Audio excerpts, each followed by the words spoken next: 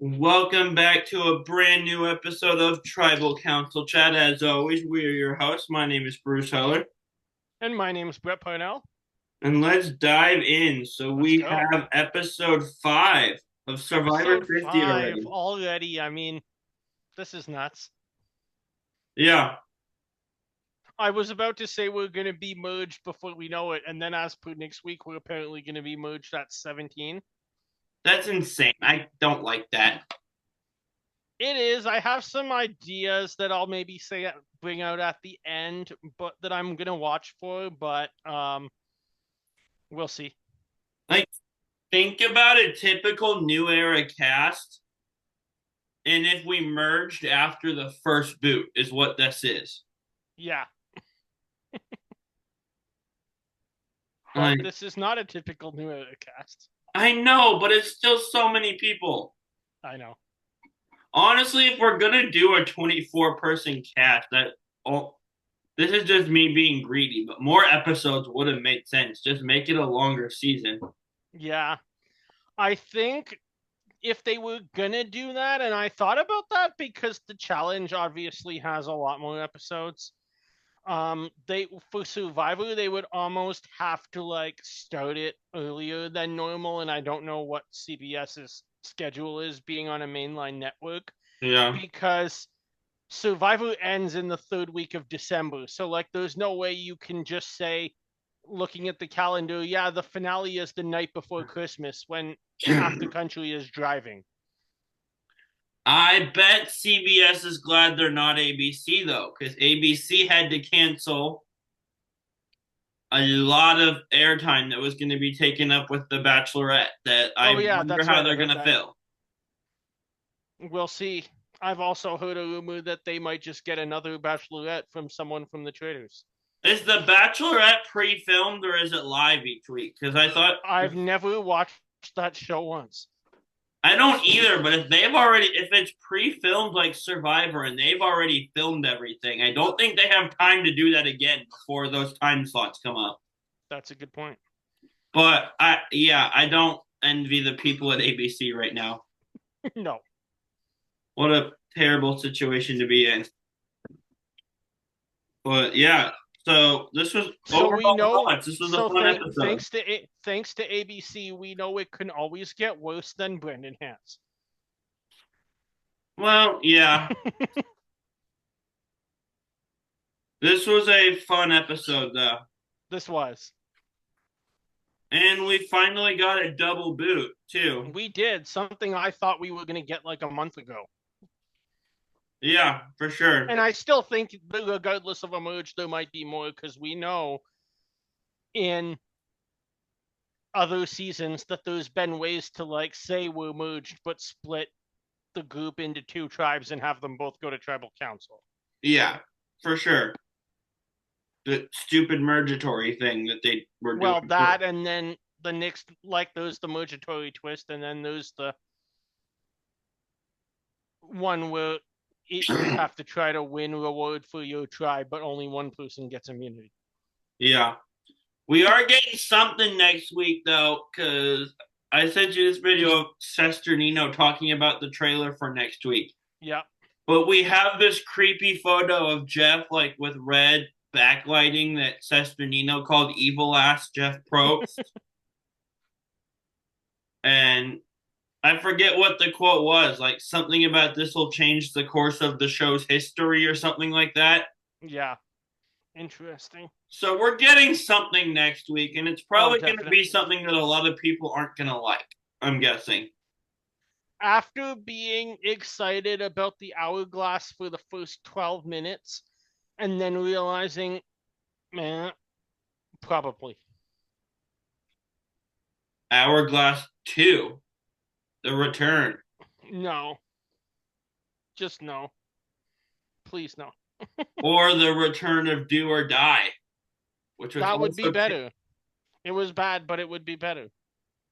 at least with the hourglass, like the person that went home still got voted at. Nobody went home by Do or Die, but if someone went home by pulling the wrong card out of a box, that would have sucked. Yeah. Like, That was a terrible idea, and I'm glad it didn't last very long. Agreed. But they're gonna come up with some cockamamie. There's some cockamamie idea coming next week. Yeah. I can But feel for it. now, we can focus on this week. What did you think of this episode? It was really fun. I lost no one from my draft team. Kyle's going into the merge, albeit giant merge, early merge, with his whole team intact. But let me see. I think Kevin sent us the draft update after. Yeah. So your dad has lost two people and is at 21. Well, Kevin's still in last. He had the first boot. He's at 24, but that'll go down when he loses Yep. more people because it's average placement. You have 22. Me and your dad are tied at 21, but he's lost two people now, so my score will go lower. Right. My mom has 19, and Kyle still leads with 0. So that's our draft update. Still fairly close game, but both of our parents in the draft only have half their team left. So True. if either of them want a shot at winning, those two people both need to go a lot farther than right To now. the final, at least the finale. If for mom, Rick and Aubry, for your dad, Kamilla and Christian, those two Yeah. people for each of them need to go a lot farther than the next couple of them. Oh If yeah. Like I said, the finale. I don't know if it like mathematically, I don't know if it's finale, but like 8 at least. Fair. Maybe probably lower than 8. Finale feels extreme, but I'm not good at like mathematical odds like this. Before But we get into the episode, I just want to thank Rizzo this week yeah, because I've got to do some socials this week, and Rizzo's giving me all the Taylor Swift quotes that I don't have to think of. and he did all of them in like one voting confessional. That was one of the funniest voting confessionals of all time, but we'll get to it at Tribal. Yeah. So just putting kind of a cap on our draft coverage. It's Kyle's to lose right now, but you, me, and Kevin aren't far behind. We've all only lost one person. Yeah, So anyone's game to win right now. But for Steve and Heather, winning is a lot harder than for the rest of us. correct. So for those of you following the draft, that's where we're And at. if anyone is going to beat Kyle, we need some old schoolers out pretty early on into this merge.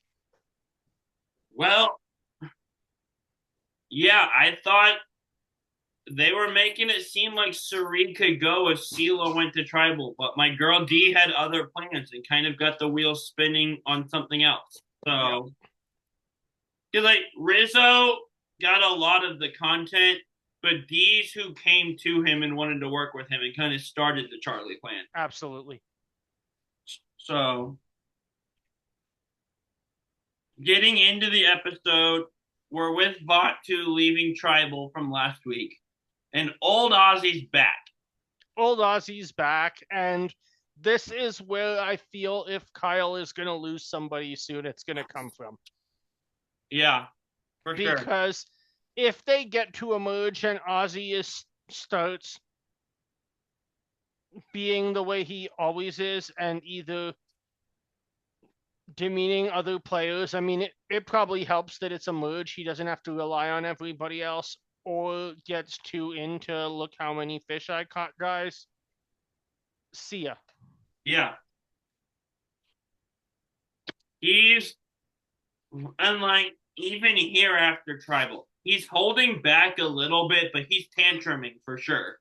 Yeah.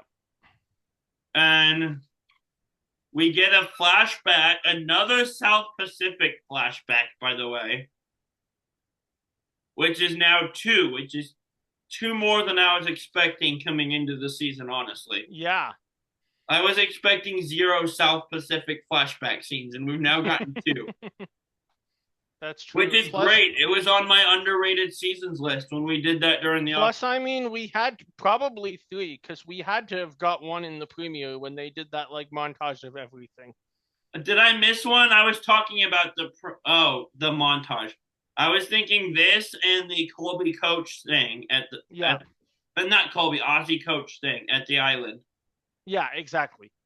Those two for sure, but I'd have to go back and watch, but there had to have been one in the first 5 minutes when we But basically saw the big moment of every season. it's a season I've gone on record as calling underrated. It was either in my top five or in my honorable mentions when we did our underrated seasons Yep. episode. So I love this. But we get a South Pacific flashback to Cochran blindsiding Ozzy, leaving him out of a vote. And Christian is smartly wondering if Ozzy is looking at him and seeing Cochran now. Yeah, very smart from Christian. I I kind of mean, see the similarities, I honestly. do too. They're very similar in the way they approach the game, similar in the way they approach life. It, So, it's a similar archetype, the like kind of nerdy white guy. yeah. That's So there's over. definitely the possibility for Ozzy to maybe have. I mean, we know that Ozzy plays very emotionally, and maybe to be affected by elements of the past when he was blindsided by Cochran and have a predisposition as a result not to trust Christian. And to be fair to Ozzy, he was not the only one ticked off with Cochran for that. Yep, There was absolutely. a whole tribe of people that fussed at him and yelled at him about that vote. There sure was. Which I'm kind of like, you're proving why he did this because you were treating Yeah, him like this the whole time. But that's right. Cochran also just got played by Coach because he jumped to an alliance that he was always going to be on the bottom of. He And they still were went a always lot going to further vote than him out before any of their own. he still went a lot further than he would have if he didn't. No, I know, but like, he And that did means that himself also. whether Cochran comes sixth or comes 11th, he doesn't win the game, but he wins a lot more money. Yes, but if he doesn't, we're getting into the woods of a different season. But if he doesn't flip, is there a chance Savai gets numbers after that tribal? I don't remember. I, it's possible, yes. It would come down to rocks and stuff, but my take is that Savai would have gerrymandered him. True.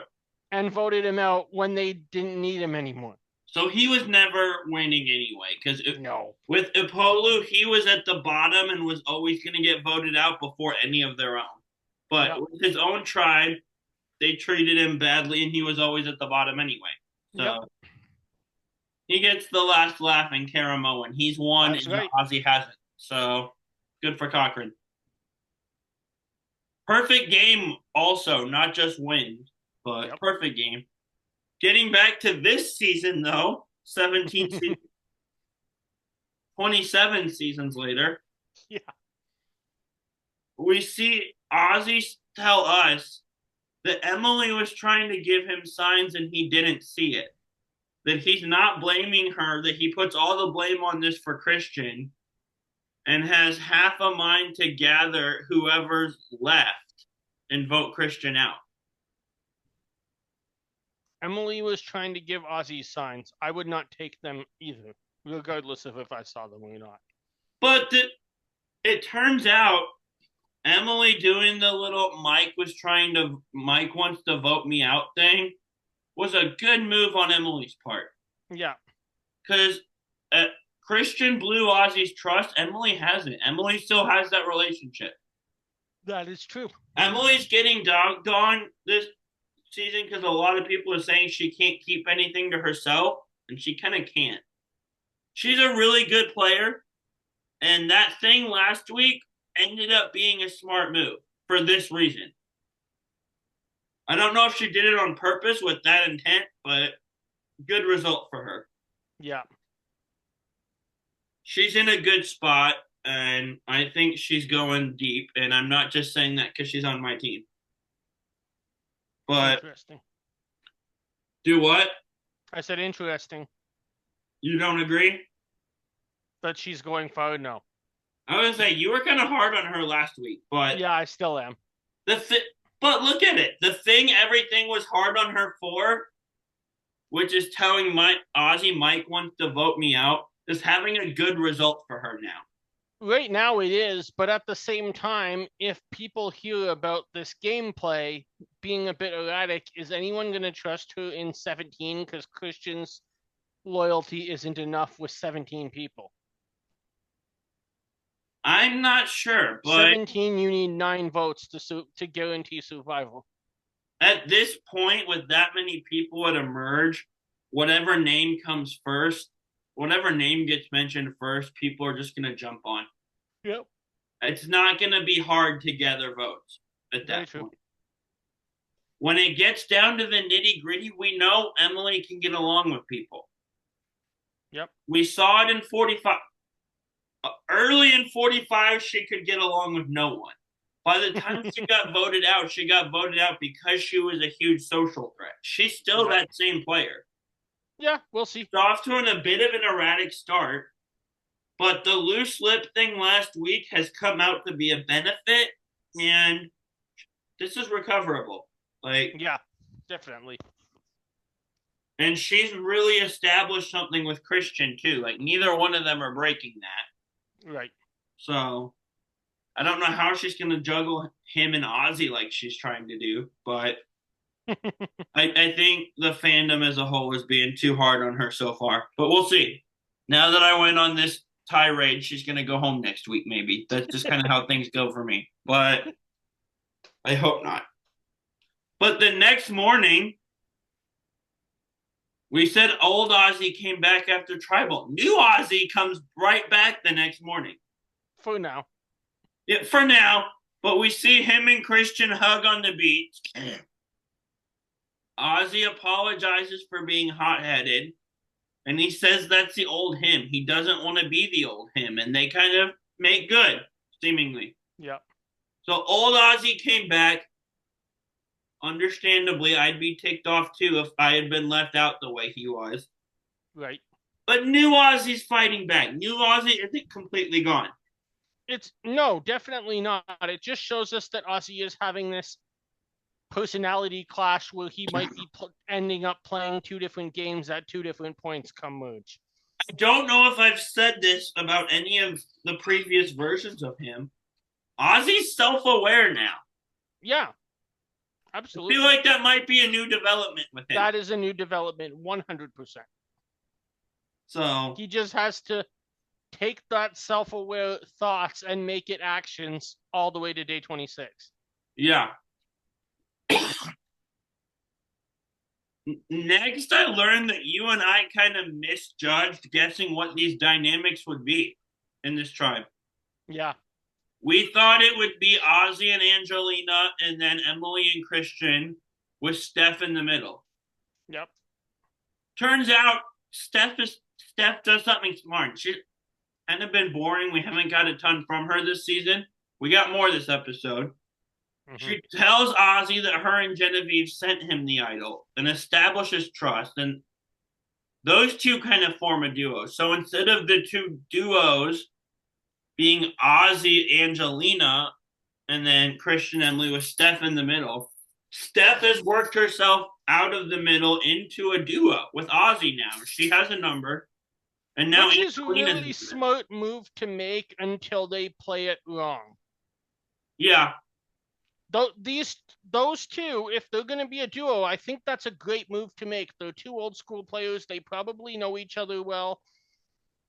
I don't know how it works with Ozzy's harsh criticism on Sarah, if he can work for the rest of the game with Steph, because we've seen all of this go on outside the game lately, but who knows? Was the political aspect to Steph known yet at this time to the players? I'm sure the Eliza thing happened after they left. Oh, yeah, but I've seen Steph express her opinions kind of the same way Lucina did for many years. Oh, right. Sure. Like coming out wearing the hat right after tribal council. No, I don't want to say that way, but I mean, I think it was pretty known in the community, which is fine. Yeah. Everyone's entitled to their own views. I'm not saying I'm not saying that. I'm just saying Ozzy is so passionate on the other way that he's like, if you saw his preseason video, he directly said Brad played so badly that we gave $1 million to, as he said, a Trump supporting cop. He wouldn't say the word Sarah. Yeah, I missed So it. I don't know how that's going to work with Steph. But what I do know is that this is where the two of them, if they want to go far in the game, make a mistake. And Yeah. that's that they need to go to Angelina and say Christian's the best player on this beach. And instead, they sit as a duo and vote out somebody who is clearly never going to win this game. At the same time, though, if you're in that scenario where there's multiple alliances or duos and you have a swing vote person in the middle, if you don't vote that person out, you're giving them all the power. You're helping them build their resume. Every round you leave them in and let them be this middle swing person and let them decide Yeah, who goes home. fair enough. Like voting out the middle is a like I don't mind it honestly because that Okay, middle person holds all the power and all the cards. So the fair two enough. duos getting together felt smart to me, honestly. Makes sense. But I just think that Christian is at a different level in this game compared to anyone else on this playing in terms of threat to win. And yeah, that's not something that I would want to pair up with. no, but he's working and aligned with my rooting interests. So I'm glad he didn't go Fair. home. Your rooting interest is Emily and not D? Well, it's both. It's my draft team, but Okay. I'm I was rooting came in. I'm a bigger Emily fan than an Angelina fan. So I thought you were about to say I'm a bigger Emily fan than a D fan, and I was like, "Are you high?"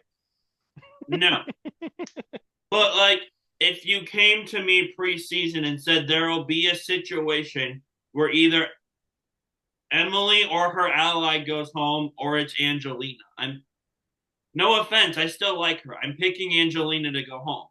Fair. So, but yeah, Steph tells Ozzy about the idol. They have a duo now. They seem locked in. And they can either pull in, and like we talked about, either pull in Angelina or work with Christian and Emily. And both two people now that we have said are in a bad spot after this tribe's last two tribals are not only locked, which is smart. When you're in a bad spot, lock in with someone else in a bad spot and work together. But Yeah. they've given themselves options now. Yes, they have. Absolutely. So and coming into a giant merge, I could see the two of them being able to pull people. Steph and Colby were really tight on their original tribe. Colby's got Joe and Coach close with him now. Yep. Well, I was going to say we could see this duo bond with that trio, but I don't see Ozzy and Coach being part of the same alliance. After No, definitely not. I stopped my own train, but you see how easy it is to form alliances. Yeah, absolutely. And so we go from Vatu to Sela now.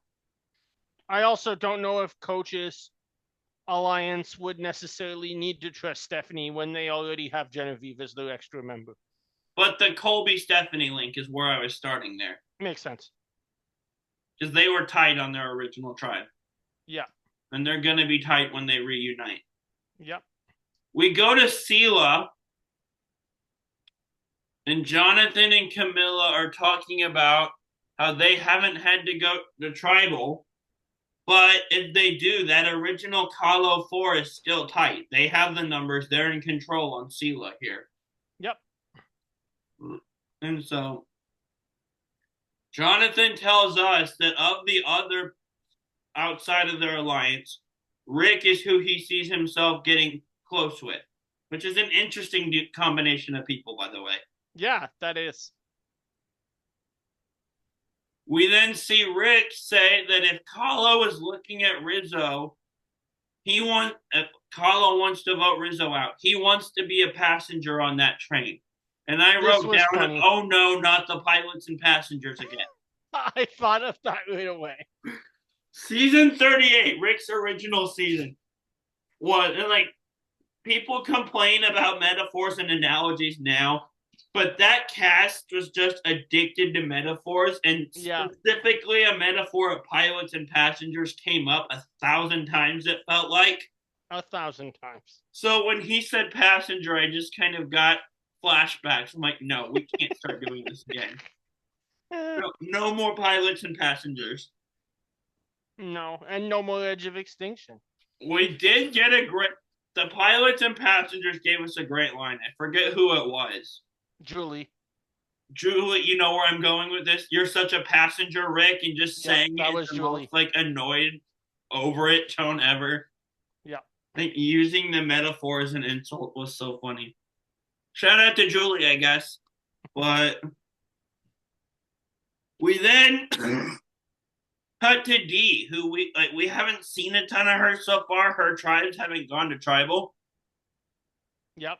But she's finally starting to work her game and be smart and be the killer we know she is. She is, and it doesn't look like at this point of the game that anybody is saying we got to get D out simply because she's won. I love it so much. We see D say that on the surface it looks like the Kalo 4 are tight. But beneath that, Jonathan and Charlie have their own agenda that she's not down with. Yep. Which is smart. That is smart. So she then goes. Oh, it's a water bottle. Give me that. Sorry. I had left the water bottle out on my living room floor, and my dog just came in carrying it and was being really loud. I didn't know what it was. No problem. But Dee then goes to Rizo and tells him the plan that he's the target. And spoiler alert, but if you're listening to this without watching the episode, it's your own fault. I kind of don't feel bad for you.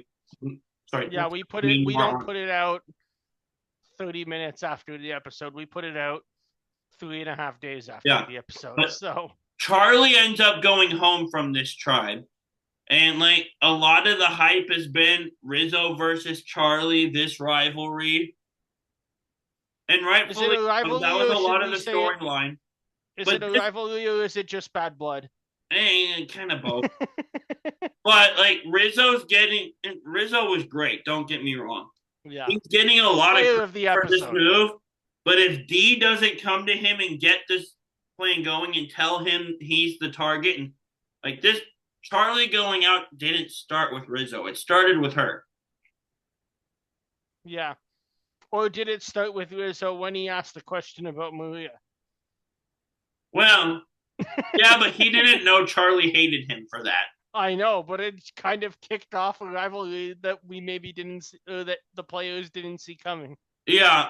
Charlie going home, like, if D doesn't come to Rizzo and tell him he's the target and kind of get these wheels targeting, who knows if maybe Charlie does still go home. But this, like, she definitely played a huge part in him going home to me.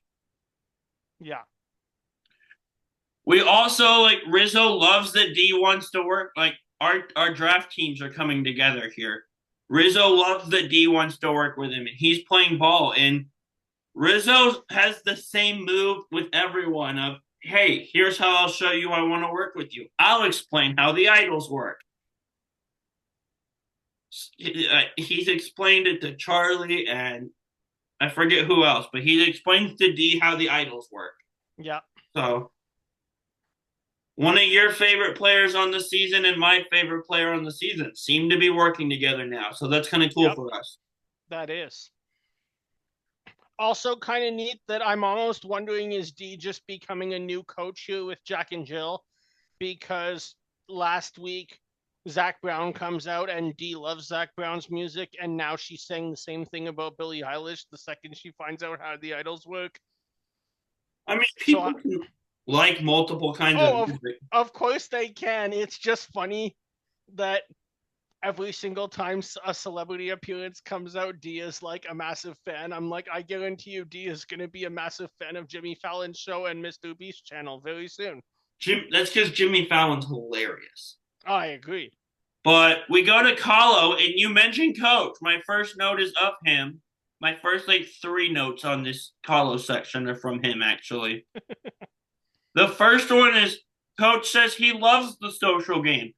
That Coach 4.0 is lighter and more self-aware.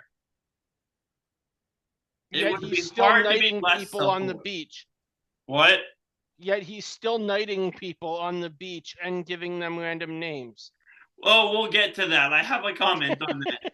But like, I'm glad he's trying to be more self-aware. But thinking back to token chains and heroes versus villains, not as much South Pacific, but still, it'd be Yeah. hard to be less self-aware, unless you're old like Micronesia or South Pacific Aussie. But Yeah, very much. I take that back. Coach might like looking at the old school seasons. Coach might have less self-awareness than Aussie. I'm not sure. Yeah.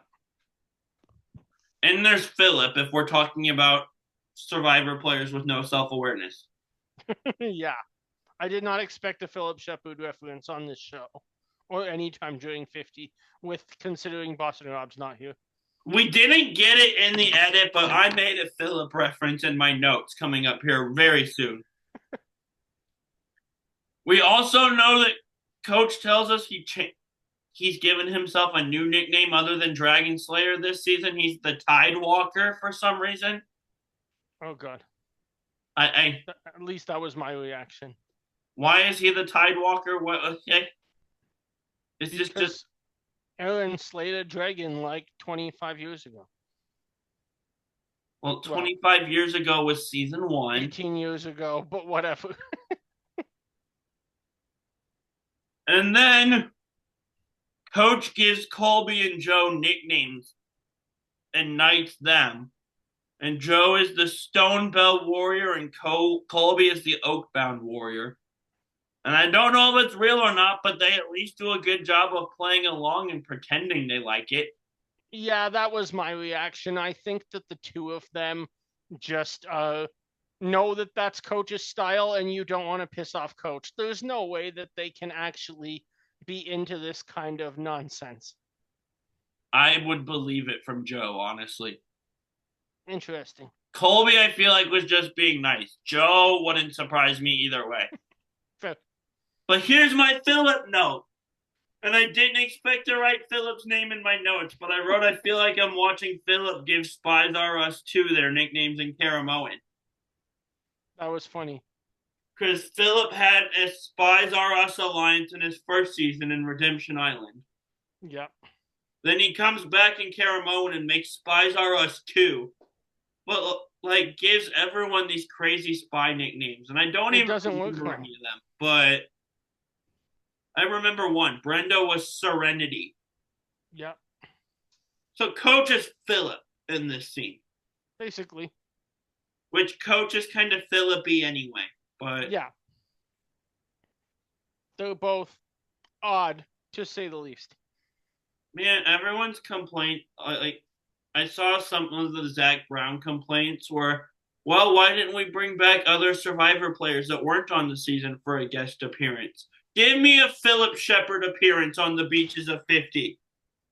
Yes. Oh my God, I never thought I would think of that.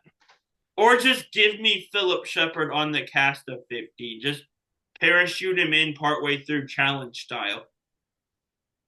The challenge adds people to their seasons partway through. Let's just do that, but with Philip. Put him and Coach together. We'll never know.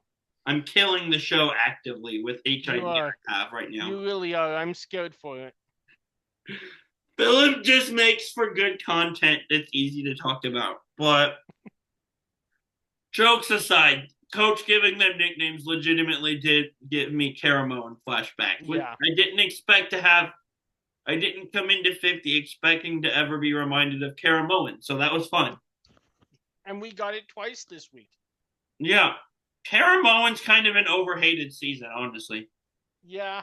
It's not great, but it's not as bad as people make it up. It's not horrible, but I think it was hyped up as fans versus favorites too, and as I call it, no actual fans and B-list favorites.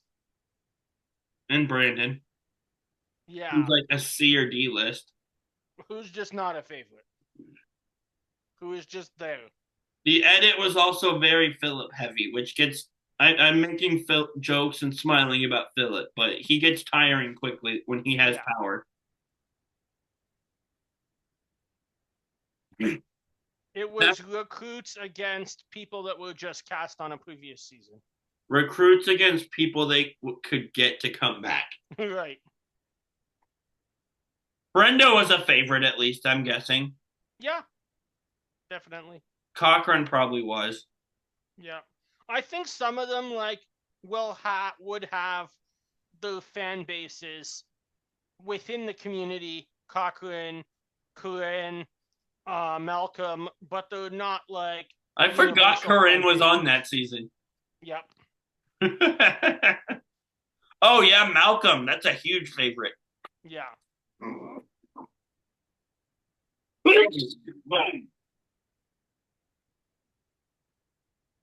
But, okay, I'm back. Oh, sorry, I had to cough. Aubry complained now in the next scene that she's Genevieve's number. She complains to Tiff that well, I don't remember talking to Tiffany or in confessional because we get a her and Tiffany scene in a confessional back to back. Yeah. She complains that she's Genevieve's number one with target, which sucks because she has so much respect for her, but Jen doesn't want her on her tribe. I'm like, you did this to yourself. You're Aubry's used to super weird being and cagey with her early on and basically said, I have so much respect for you, but I don't know if I can work with you the way you play. Yeah, she's gonna want you gone if you say something like that. of course. Aubry's used to be used to being the number one target of my favorites playing against her and playing better games than her. Aubry, like, in her first season especially, and in her second season, not as much her third. She wasn't running long. She's a pretty solid player. Yep. She just doesn't seem like the same player this season. Isn't it just odd though that I go like in different seasons, like every when Aubry's on, other than she wasn't really a opponent of anyone I was cheering for in South Pacific or in Game Changers, but it's like players I picked to cheer for early in the season. She just ends up as like the chief opponent of Michelle and the chief opponent of Victoria and the chief opponent of Genevieve. Yeah. And to be fair to her, like she goes home early, but she wasn't playing bad on Edge of Extinction. Oh yeah, no. And she's not playing bad here. She just seems No. like she's in her head so much more. Yeah. And I feel like that might be because of Edge of Extinction and she got blindsided there. But I'd agree. she's just been an interesting watch this season. She doesn't feel like the same player. Very true. To be fair, the only content we're getting from her is Genevieve doesn't like me content. So that might be editing and production's fault that I feel this way, honestly. It could be, but maybe that's all she's giving them to. Yeah. It's been a weird edit. Angelina had a lot to say about the edit this week. So Yeah, did she ever? That was interesting. so then Charlie asks Rizzo who he told about the idol. And Rizzo tells the truth and says he told D because he doesn't want to get caught in a lie, which is smart. Yep. Very smart. And then I don't remember exactly what Charlie said. I think he said something along the lines of Jonathan had been going around talking about it. But whatever he says, Rizzo doesn't believe it. And that sets off a red flag with Rizzo. Oh, I can't trust this person. Very much so. So he starts Operation Bad Blood to target Charlie. So, like, this is where it really starts. But I maintain it still wouldn't have happened if D hadn't originally got the ball rolling. Yeah, you make a good point. So we go to the immunity challenge. Everyone is shocked Mike went home. We got some big reactions from the other Yeah. here. And here's how the challenge works. And there's probably some people at this point that are just big fans of Mike and didn't get the chance to play with him too. Yeah. He went home early, but he's still a really good player, by the way. Yep. Like White Lotus and his fame and his career aside, he's a really good Survivor player. In my opinion, Mike was playing one of the top 2 or 3 best games here until the second he got voted out. Yeah. I think he was right on everything he said last week, but that's for last week. I think he just overplayed his hand trying to use Gabby against Christian, and Christian Fair, saw through fair enough.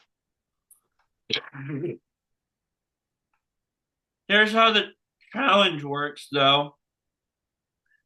2 tribe members start on a platform in the ocean, and one of them leaps into the water. They climb up a big ladder, they untie and collect 2 bags, and they bring the bags to shore. Once they do that, the second person dives into the water and does the same thing. And once all 4 bags are at shore, a different team member empties them out, and they look for a key that unlocks a box with a grappling hook and a rope in it. And you use the grappling hook to retrieve a bag of sandbags. And you have to land 5 sandbags on 5 little targets high up in the air. Did you notice that this week the person who unties the grappling hook doesn't have to throw the grappling hook? Yeah, that's interesting. They gave Suri an opportunity to not have to do what she couldn't do in episode 1. Oh, I didn't put that together. That's interesting. Yeah. Only 1 tribe wins immunity this week, though. That's right. And one thing that's interesting, we were struggling with this grappling hook. Like as a cast, we were not doing well with that. No, we weren't. And then Coach comes and lands it first try. Because of course he does, I guess. Because Coach has probably been throwing grappling hooks onto trees to tie his kayak up in the Amazon like 1,000 times in his life. Yeah. Because you don't want to lose your boat in the middle of the Amazon jungle. Yeah. That would kind of not go well. It's much better to lose a boat than by having it drift off while you're sleeping on the beaches of Thailand. I knew exactly where you were going with that the second you started talking. One of the 3 fun things from that season. Yeah. That group auction, which you don't get talked about very often. I don't know if most people like or don't like that. I think they just forgot about it, but it was good. Yeah, the boat disappearing is one of 3 fun things from Thailand. I want to give it a shout out when I can. Yeah. I say 3. It might be 2. It might be the boat and the auction, and then I can't think of very much else. Pretty much. The setting was cool, I guess. Yeah. It's a shame that's the season that filmed there because the setting was really cool. Yeah. Especially as someone who loves to travel there, it's like this one of the most beautiful countries on earth. Have you gone to the beaches they used? No, they're in a national park that's very remote. Oh. Well, thanks you to can go there, but I think Russell went there not too long ago, but it takes a lot of effort. Whereas like Korong, when I went to those beaches, I just got a ferry and stayed in a resort that was right across a little river from Gondol Beach. Nice. And then after that, I left and stayed in Saksan Resort, which was pretty cool as a Survivor fan because they have a signed portrait of Jeff right behind the counter, and that's where production stayed during Cambodia and Korong. Nice. Did you mention Russell? Does he still have the Russell Hantz show, by the way? I don't think he does a show, but he occasionally makes YouTube videos. At least that's the last I've heard from him. There used to be a Russell Hantz show. Yep, back during when he was at work. And he would say something stupid that would make its way throughout the community every other week, it felt like. I think he eventually just got PO'd with production and knew that they didn't care what his opinions were, and fans were just divided on his opinions and stopped talking. Well, fans divided on something Russell related? That's surprising. So hard to understand. But because of Coach and his weird grappling hook success, Kalo wins immunity. So we go to Sila Beach. Rizo tells us he's putting together a group. It's him and Dee and Suri and Kamilla. I like this alliance a lot. Like all And players, I really like the. Rizzo kind of plays it smart. I thought he was playing it smart, but then she didn't entirely believe him either, or she doesn't know whether to believe him. But he has D and Suri. He's trying to sell Kamilla, Yeah. and he tells her his final words to her. Kyle's final words to her were "work with Kamilla." That was amazing. It's Very well amazing, played but he from lays Rizzo. it on thick enough to where she's questioning whether to believe it or not. Yeah. Like if he had said it, but like a little bit less and not laid it on so thick, it would have been incredible. But she does believe it. She does, but I mean, she's playing along like she does. I don't know if she fully actually does or not, but Okay. she's telling him she He does. gets the vote the way he wants it to go, and that's what Yeah. matters. We'll see if she sticks with him going forward, though. Yeah. But Charlie thinks he and Jonathan and Kamilla and Devins and Dee are voting Rizzo. Yep. And Charlie tells us that he's going to tell Kamilla about the idol because he wants to beat Rizzo to the punch. And I put too late. Yep. Because, Which was the two words we got last time from Ozzy to Christian. So it was kind of coming full circle this week on yeah, another beach. because part of that whole Kyle conversation was, again, Rizzo has this trick where in his mind, if I tell people how the boomerang idol works, this is a giant sign of trust and I want to work with you. So Yeah. he was running a hard sell on Kamilla. He used the Kyle thing, which didn't happen, by the way. He made that up, which is brilliant. But yeah, Charlie just a little too late telling Kamilla about the idol, but she doesn't tell him that. So smart on her.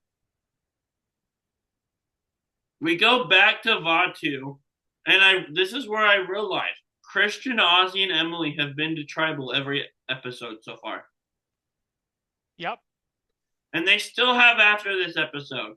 But like you look at Philippines, which we don't reference a ton because that's a crappy final three. But Denise is good. Denise is okay, and I like Lisa, but we just Yeah. don't talk about that season very much. Lisa's great from her career standpoint, but she didn't offer much to the season other than identifying Malcolm's idol when she didn't mean to. And I have nothing against her. I'm just not a huge Denise fan for whatever reason. Fair. But she went to every tribal that season. Yeah, everyone. Technically, now Christian, Emily, and Ozzy, there was another tribal this episode that they haven't been to. But if any of them make it to the end, they can say they went to tribal every episode, but they can't say they went to every tribal. Yeah. But them having been to every tribal to this point, I thought was interesting. Christian mentions wanting to vote for Angelina, and the group of four, these two duos, agree, which is kind of where my mind was at. Yeah. And we mentioned old Ozzy was back at the original, at the beginning of the episode. Then new Ozzy was back after that. Old Ozzy may be back. And as a sign of trust from Christian, once Christian shot in the dark. So now the question becomes going into the merge, which Ozzy are we going to get today? Here's the thing, though. It's like when Ozzy asked for that, Christian was a little incensed and like it was such a like huge ask and he's so bitter. If I'm out there, I look at Shot in the Dark's history. Yep. And the fact that it's worked like 2 times ever in 9 seasons. Yep. I'd part with that in a second. I use it as a bargaining chip. Like, hey, if this will patch things up, if you'll trust me for real and we can move forward, here, take it. Christian hesitated on that. And I agree with you, but I also think Christian was playing it smart by showing that it has value and not playing his cards so early to get more leverage in that negotiation, potentially working with Ozzy down the road. And he ends up giving it to him anyway. Exactly. But that's what I'm saying. If he goes, here, sure, it's useless. Then Ozzy takes complete control over that negotiation. I don't know if I'd say it's useless, but I'd part with it pretty quickly because in my mind it is. I think that Christian really thought about this and knew he was going to part with it, but decided to make Ozzy wait till the last minute to show that it's something of value. See, I don't know if he knew he was going to part with it because he didn't do it until he found out Ozzy wanted to vote him out. Mm, And when Ozzy first asked for it, we get a confessional of Christian kind of being like, how dare he ask for this? He's a baby, he's a child. yeah.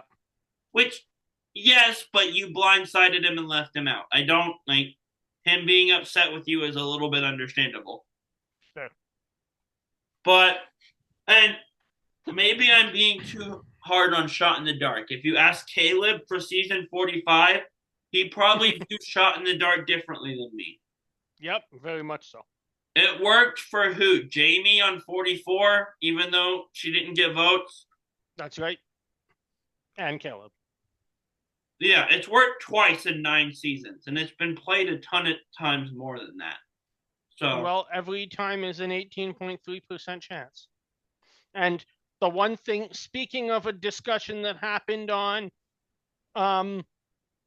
episode 1 of season 50, the one thing I know as a good blackjack player is that every game is unique. It's the same with Shot in the Dark. You can't say because of what happened in a previous game is going to change the results of this game. no, but since we're playing, and I don't know casinos very well, but if I'm at, say, a roulette table and it keeps landing on red 80 or 90% of the time, I'm not going to feel like black is a very useful guess to make. Interesting. Shot in the Dark has worked like 2 times ever. I'm not going to bank on it working. Fair. If I can use it as a bargaining chip to establish trust, which I hadn't thought of until this episode, but like it's kind of a brilliant idea. If Yeah. if there's a player out there that has my mindset of this thing is, I mean, 1 in 6 shot, but basically useless. Using that as a bargaining chip is interesting, man. Yeah, I did like that. And like, was it 48 or 47 that we gave up our shots in the dark for Rice? 47, I think. I'd jump on that bandwagon in a heartbeat. Maybe it would be my downfall. If I'm out there as a player, I don't have a ton of faith in Shot in the Dark. So I don't have a ton of use for that in my plans. I don't want to rely on that. Very much so. It just seems kind of useless given its history. Except I agree. I don't know how many times it's been attempted to play, but it's only worked twice, and the About 10. What? About like 10, 12. Yeah, so it fails 80% of the time at least. Which is about what it should fail at. Like I said, it works 16.3% of the time, mathematically. It's a 1 in 6 shot every time you play it. So it's about working properly according to how many times it's successful in the show compared to the odds. It works properly compared to the odds. The odds are just very not useful odds. Fair. Especially because you then can't vote if you play it. Yeah. And if I'm in trouble, I need my vote. Every vote counts. Yeah. So I would absolutely give it away, honestly. Good point. But yeah, that was interesting. Christian also with this, he's so smart. His mind went to, is Ozzy trying to make me defenseless so he can target him? Which I don't think was Ozzy's original intent, but that thought crossed Ozzy's mind later. Yeah, it did. But honestly, that would be an awesome plan. Yep. If you're Ozzy, act all bitter and upset again. Say you need a sign of trust. Get him to give you his only defense. That Shot in the Dark, a useless defense, but a defense nonetheless. I'm sorry to whoever invented Shot in the Dark. You probably feel like I hate your idea. It adds to the show. I just don't want it as a player. Like, not don't. Well, speaking of Shot in the Dark, there's something to say about the other tribal. Did you see what Charlie said? No. Charlie said that he watched carefully as he went up, and Charlie's statement, I think last night or today or something, was the second I didn't see Rizzo reach for his die, I knew I was done. Interesting. Because Charlie was convinced coming into that tribal council that Rizzo needed to play shot in the dark. Oh. And I'm not trying to crap all over Shot in the Dark. It adds to the show. Yeah. If I'm a player, it's not part of how I plan to play the game. I can part ways with it and not be upset at all. Yeah. And the way I would try to play it, like, would be very social relationship building. Giving it away would benefit me more than playing it. Yeah, absolutely. But Ozzy then tells Emily going forward, he wants to play the game with her. But that's it. He wants to play with her, not her and Christian. Right. And he says to us something interesting. If Emily has a target on her because of that duo with Christian, duos get targeted sometimes. It would make more sense for her to cut that and go with him. Very much so. Which I get. It makes sense. But would forming a duo with Ozzy not still put a duo target on her back? That's true. You're just working with a less reliable, less good player. Yeah. That you may not be able to get to the end with as likely. Fair point. So this is where Emily tells Christian that Ozzy wants him out. And this isn't a loose lips thing. This is just him being her number one. We saw this with Caleb in 45. She told him that Sabaya wanted him out. Christian's response is, what a baby. Which, yes, Ozzy can be a baby.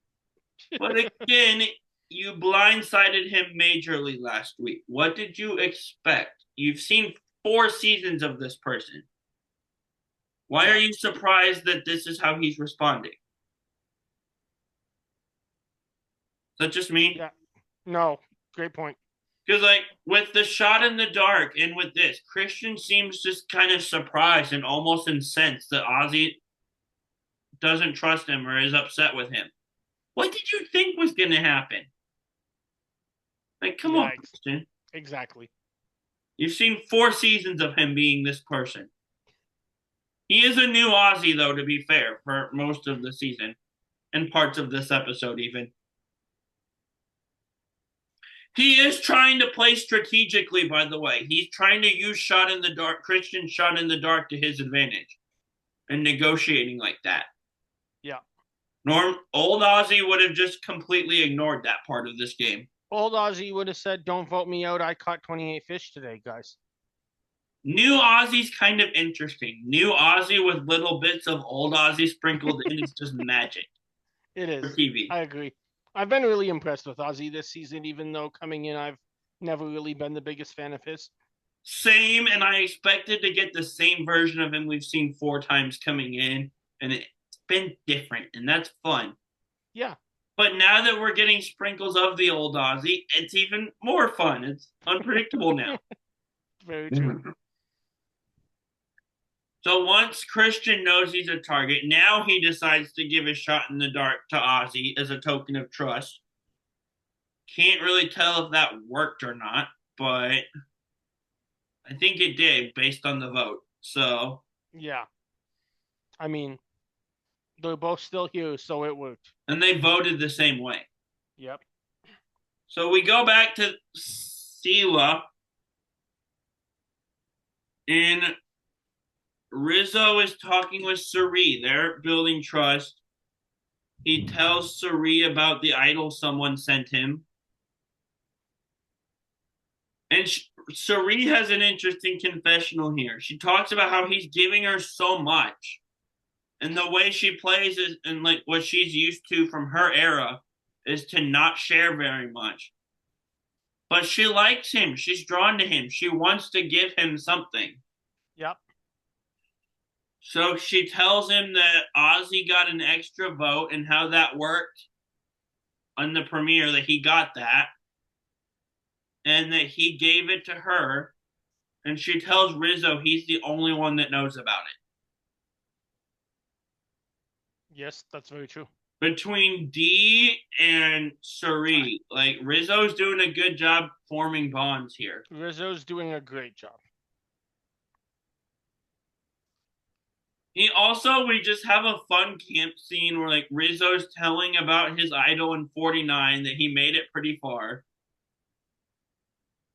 And Devins goes, yeah, Savannah told us you were pretty good with it too, threatening to play it multiple tribals in a row and not playing it. Why didn't they show us this? Because that's so true. Yeah, I would have loved to have seen that. I'm surprised Savannah told that much about the season, honestly. Yeah. I thought they were trying to play it off, like trying to downplay their interactions with each other. Well, I guess that wasn't an each other thing. That was just like everyone on the cast knew he had it, and he kept finding ways to not play it. But exactly. But they should have showed Savannah make that comment so that we would have seen it early on in the season of, oh, they might be using information about each other for their own benefit with their own tribes. Yeah. We also get a great Kamilla quote. Who goes around calling themselves the Riz God? Which Rizzo Vlahovic, that's who. Which is right up there with Suri right after the swap going like Riz God. And like sounding exhausted by it just by saying yeah. the nickname is funny. People being exasperated. Did you see the photo that CBS posted of some viewing party in Manhattan that was Suri with like 14-year-old Riz God? Yeah, that's awesome. That was great. So Kamilla holds the cards with this tribe. Dee and Rizzo and Suri are voting Charlie. Charlie and Jonathan and Rick are voting for Rizzo. She's the deciding vote. Yep.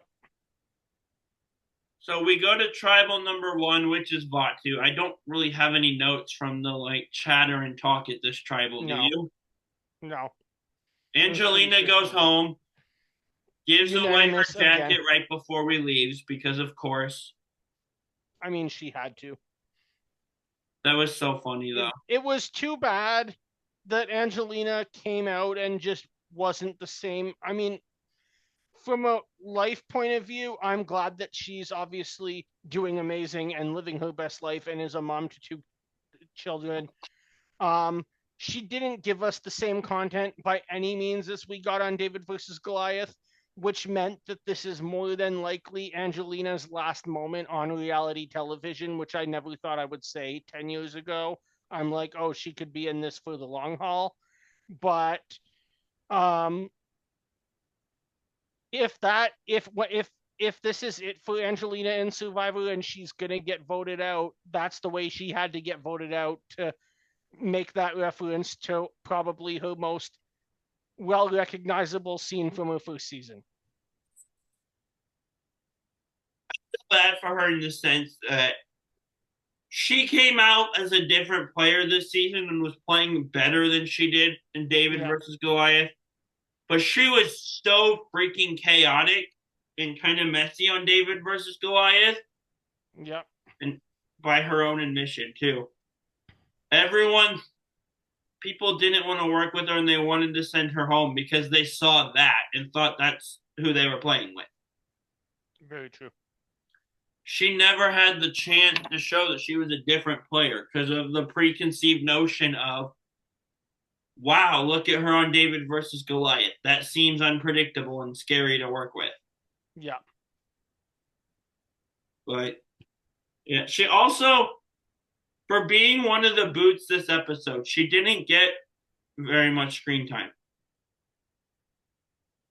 That's right. Normally, the person that goes home in an episode gets more screen time than this was just so self-explanatory. What? And we all saw it. This boot was just so self-explanatory, and we all saw it coming from 10,000 miles away. So we go to tribal number 2. And do you want to quote Rizzo's voting confessional? Yeah, there ain't no love story between us. There will be bad blood, And after you go home, I'm getting out of here in my getaway car. Amazing. which is one, Three. two, three Taylor song references at one time. Yeah. And then Charlie's. I'm impressed by the fact that when Rizzo kind of started this alliance, I was like, oh, he might be some. I don't want to put the name of another artist that I just despise in his mouth, but I'm like, maybe he's a fan of that person. Maybe he is just a Taylor hater, but clearly he knows what he's talking about. He just saw Charlie as a threat in this game. I'm impressed. Yeah. Charlie's voting confessional was also fantastic. No song references, but he says if I knew nothing about your game, it would be better than the one thing I know that's getting you voted out. Yeah. And if Rizzo had went home, that would have been such a cold confessional. Very much so. But also the one thing Charlie thought he knew wasn't true. So. Yep. Well, the one thing he did know is that Rizzo voted for Savannah and not Sophie.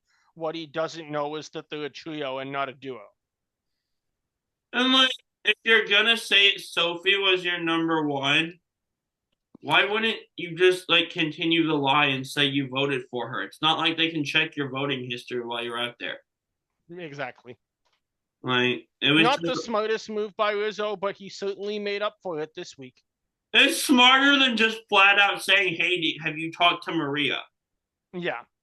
Which is one of the stupidest questions anyone has asked on this show in recent memory. Definitely this season. Definitely this season. There's been stupider ones.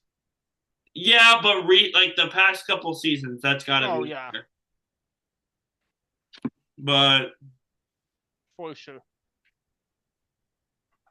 and then Charlie does go home, like we said, which disappointing. But Rizzo and D are working together now, which benefits you and me. Yep. So, any final thoughts on the episode? My thoughts of I not really the episode, but thoughts on the preview. We've something that clicked in my mind when we found out it was 17 and maybe the day after. We've had a lot of different sizes of juries over the years, right? Yeah. You know what's one number we've never got as a jury? What? The most classic number for jury selection, 12. Huh. So my thought is that maybe we might get a proper sized jury going back to like the US and Canadian and British legal system. And therefore what it would take would be a double boot episode and either a single boot episode before the jury starts or a possible Michelle twist. I don't know. I don't know. Some people might call it the Neil twist, but I'm going to call it the Michelle twist. They're Something that not would knock bringing us. remove a juror back. Don't get excited. You never know. Yeah. If they want the number to be 12 and they don't want to have a single boot, it's a possibility. Or just the first merge boot doesn't make jury. They've done that. That's possible as well. Nice. So do you want to go first with the line blindside first boot, or do you want me to? Sure, I will do that. But actually, I'll let you do it because I haven't even thought of one. But I was just going to say before, I know you said they aren't bringing Remove a Juror back, but they also brought back Edge of Extinction and they brought back the Hourglass and they brought back a lot of stuff they shouldn't have brought back. So Edge of Extinction's not a bad twist. Edge of Extinction is a horrible twist. It's only horrible people only don't like it because Underwood won. No, people don't like it because you effectively get immunity the whole way through the game. You don't have to outwit, you don't have to outplay, and you don't have to outlast. You just have to win one challenge, get a free idol, and show up and say, I won. The way they execute it is bad. The twist itself isn't. You and I have Yeah. talked about this to where Oh yeah. if I'm they cut it I'm off only at the factoring it. I'm only discussing the twist as they decided to make it play out. yeah, the twist itself isn't bad. It becomes bad at the second returnee. If you cut it Yeah, off at the merge and jury sure. starts there, it's awesome. Yeah, fair. Because like especially the second iteration of Edge where they actually had challenges and were like influencing the game instead of just sitting there not doing anything. Yeah, Winners at War gave us a lot of good content from Edge. Like Edge is good TV to me. yeah, very much true. So and people it gets hated on because it produced a season where the winner got voted out. If Gavin or Julie win that season, I don't think Edge as a twist gets hated on as much as it does. People would still hate it, don't get me wrong, but Underwood winning didn't help any. Yeah. All But right, I go ahead. I'm looking something up. I have an idea, but I need to.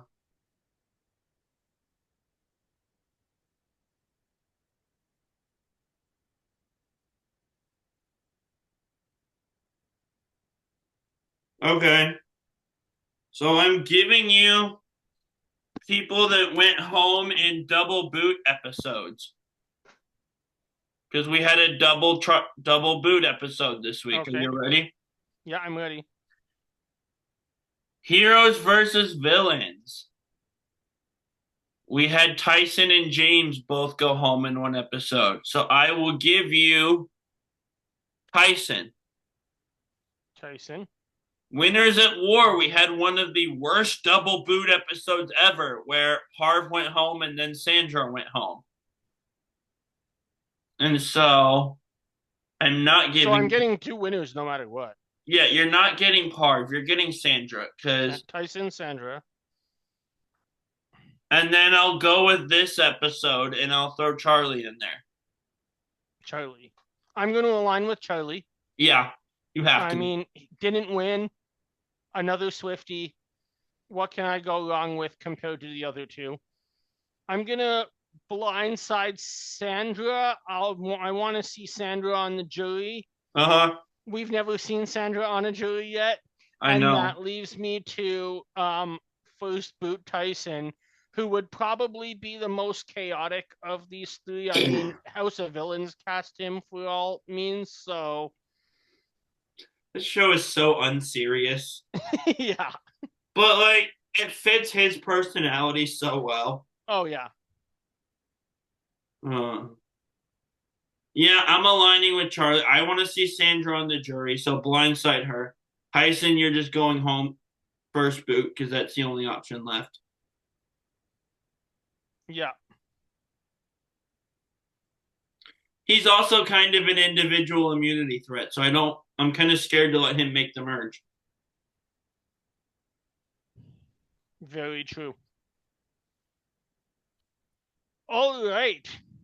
So I am going to give you three players from season 50 that all practice law.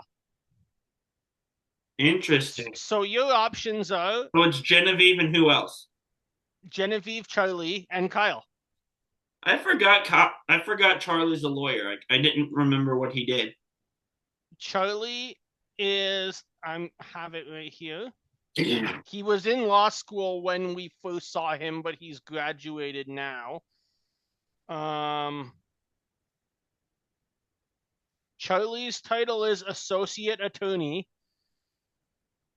Kyle's title is a defense attorney in New York, and Genevieve is what we call up here in Canada a corporate barrister and solicitor, using the British title for everyone's knowledge. See, I hear solicitor. I think of those people that like call you on the phone wanting money, like the scam calls.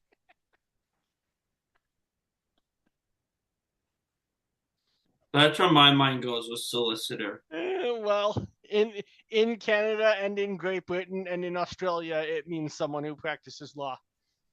Can't you just say lawyer or attorney like everyone else does? Most of the world doesn't call them attorneys, but yes, lawyer is suitable. Well, yeah. Britain has all these fancy words for everything that they come up with. It's hard to No, keep track of. America decided to make their own language instead of just speaking English. We have English. We have the cool version of English. Yeah. Woo! I will respectfully disagree. But their version of English is weird too, to be fair. Like, they use bloody as a descriptor also, instead of it just being like, oh, this is covered in blood. Like, bloody could mean other things. That throws me off. Don't remind me of people who do that. The one I hear often is bloody hell, or like a bloody good time, right? Yeah. That's not how you're supposed to use that word. Stop it. No. So their English, their version of the language isn't perfect either. Fair. But either way, what are your picks? First, I'm sorry for making fun of you, Britain. I only like halfway feel that way, but it's okay. Britain is gonna come to America during the World Cup, and the U.S. won't like it very much. That's okay. We can just say, "Hey, 1776," and they don't have a comeback. You were the greatest military in the world and lost to our ragtag bunch of misfits in France.